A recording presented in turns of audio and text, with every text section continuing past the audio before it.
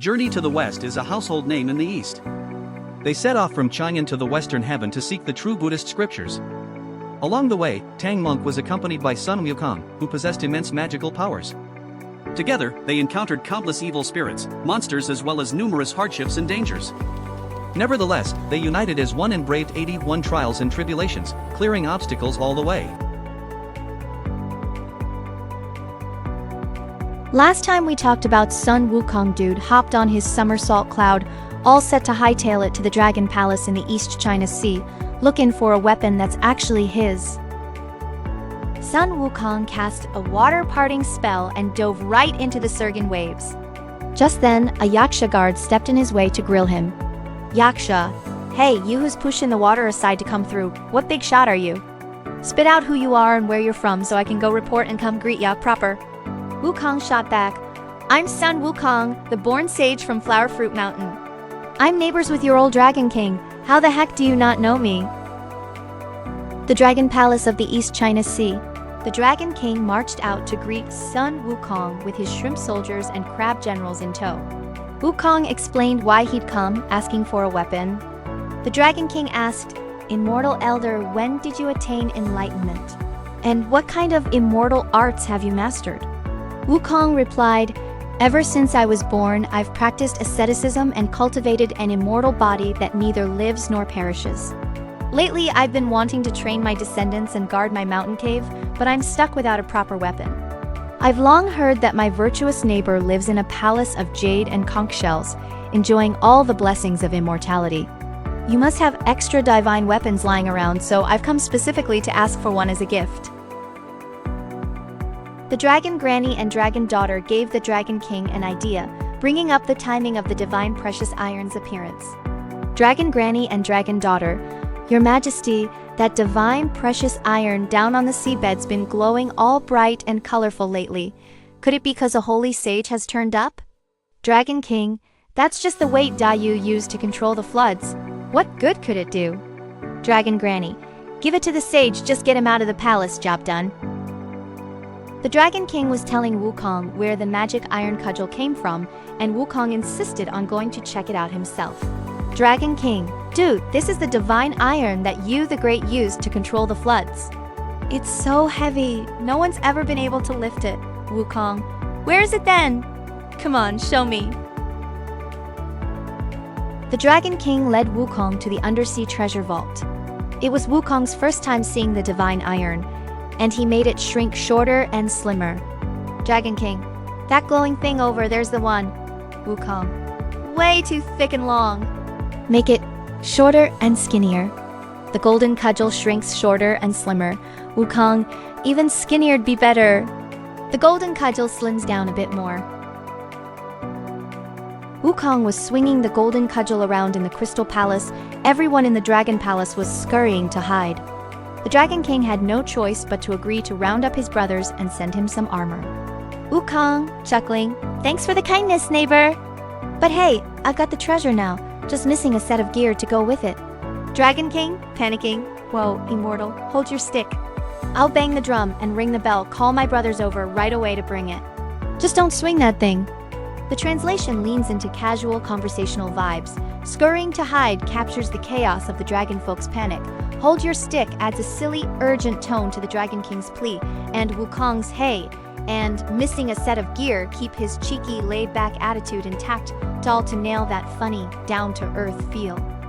When the 4 Dragon Kings entered the hall, carrying armor and presented it to Sun Wukong, he put on the full set, swung his golden cudgel, and left the palace.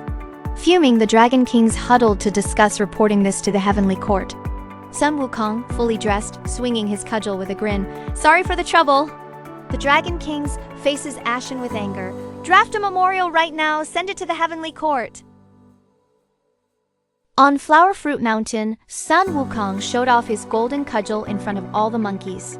That stick could grow huge or shrink tiny, left the monkeys gaping in awe, totally wowed.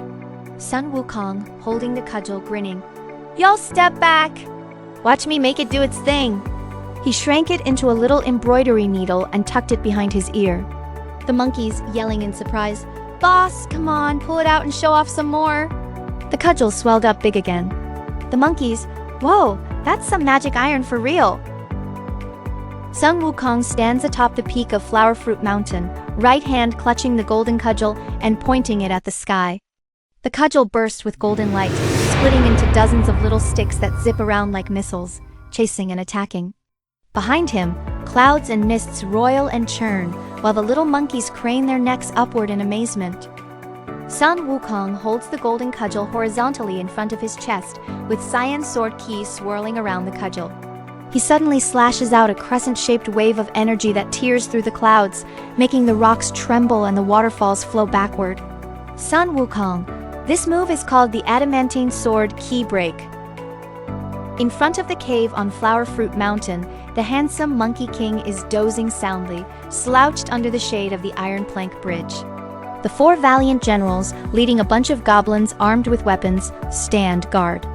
Inside the cave, the leftovers from the feast are still there, and the carriages of the 6 kings outside the cave are gradually moving away. Sun Wukong, feast's over for today, time to catch some proper Z's. The Monkey King was busy preparing a feast when, in his dream, he was dragged by soul reapers to the underworld. At the gate of the underworld, 2 soul reapers, holding official documents and a binding rope, tried to seize him. With bleary but fierce eyes, the Monkey King pulled out his golden cudgel at once. The iron plaque inscribed with Underworld on the memorial archway glowed with a cold cyan light, and the ghost soldiers fled in all directions in panic. The Monkey King roared, "Halt! How could my lifespan have come to an end?" In the hall of the underworld, the handsome Monkey King sits on the throne in the hall, holding a writing brush to strike out the names of all monkeys in the Book of Life and Death. The 10 kings stand trembling at his sides. The judge kneels on the ground holding the book, and will-o'-the-wisps flicker outside the hall. Under the pine shade by the iron plank bridge, the handsome Monkey King jolts awake and sits up, with the golden cudgel propped lazily beside him. The 4 valiant generals and the other monkeys kneel around, pestering him with questions. In the distance, smoke curls from the cave's kitchen. Wukong. In my dream, those guys dragged me to the underworld, but hey, I went ahead and crossed out all the monkeys' names from the Book of Life and Death. The 4 valiant generals. Congrats, boss! No more reincarnation for us. In the Hall of Divine Purity, the Jade Emperor sits solemnly on the 9-dragon throne, holding a jade tablet in hand, his countenance exuding august majesty. Below the steps, the Dragon King of the Eastern Sea, clad in silver armor and a red robe, holding a memorial and bowing with a stooped back, and the heavenly soldiers and generals stand in reverent silence on either side.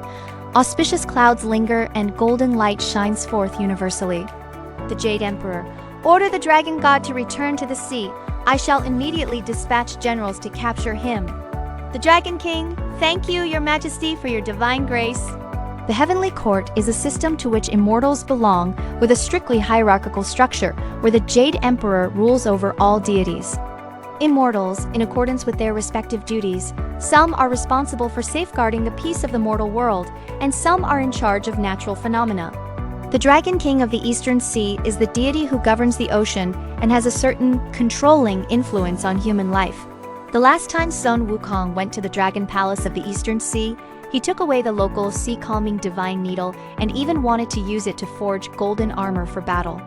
That great deity, the Dragon King of the Eastern Sea, will definitely go to file a complaint with the Jade Emperor. Outside the South Heaven Gate, auspicious clouds curl and drift. The Venus, with white hair and a childlike face, holding a fly whisk and an edict of amnesty and enlistment, treading on the auspicious clouds, lowers his cloud. The monkeys of Flower Fruit Mountain, holding weapons, surrounding and watching in layers, rush to pass the message. Venus. I am an envoy sent by the Heavenly Court, and I have an imperial edict here. Please ask your king to go to the heavenly realm. Little monkey. There is an envoy sent by the Heavenly Court outside the cave. Please ask the king to receive the imperial edict. Inside the water curtain cave, the stone stools are draped with brocade. The handsome Monkey King, wearing a phoenix-winged purple gold crown, a chain-linked golden armor, lotus thread cloud-stepping boots, and clutching his wish-fulfilling golden cudgel, straightens his robes with a beaming smile to greet the guest. The white jade Venus stands facing south, unfurls the imperial decree of recruitment, and begins to announce it. Wukong, I was just thinking about heading up to heaven for a visit, and here comes an envoy to fetch me. Venus, by order of the Jade Emperor's recruitment edict, I've come down to invite you to ascend to heaven and receive your immortal registration. Subscribe or I photobomb your gallery. As a naked monkey selfie. No like, monkey fur crawls up your nose itchy till you sneeze right in the middle of gaming.